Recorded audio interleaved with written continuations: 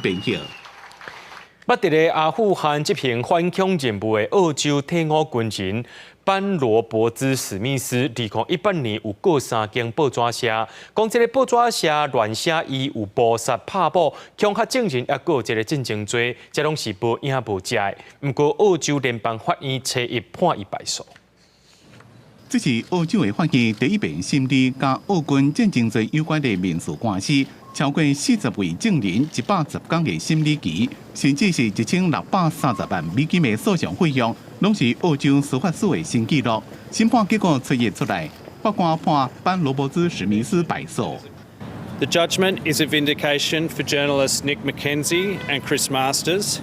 who began reporting this difficult and complicated story more than 7 years ago. It is a vindication for the many people in our newsrooms and our organisation who supported this really important public interest journalism. I'd like to say today is a day of justice. It's a day of justice for those brave men of the SAS who stood up and told the truth about who Ben Roberts-Smith is, a war criminal, a bully and a liar.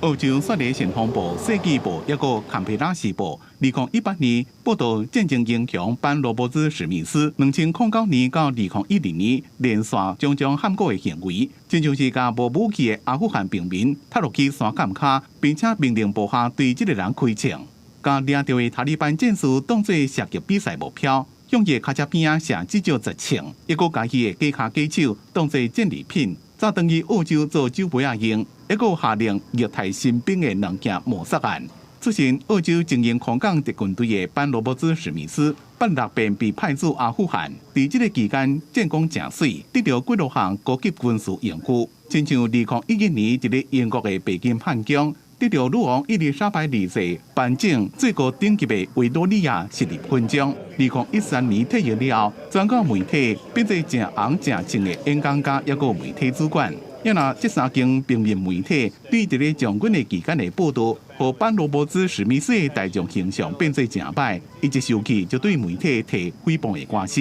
澳洲军方对战争记录的保密程度，一直以来拢比其他民主国家更加严密，并且有暗制个别者起诉媒体记者的案例。不过，在咧社会舆论也有以上重要的名帮美国施加压力了后，2020年开始改变作风，任命特别调查员调查是不是违反人权的事件。班罗伯兹史密斯就是被调查的人之一。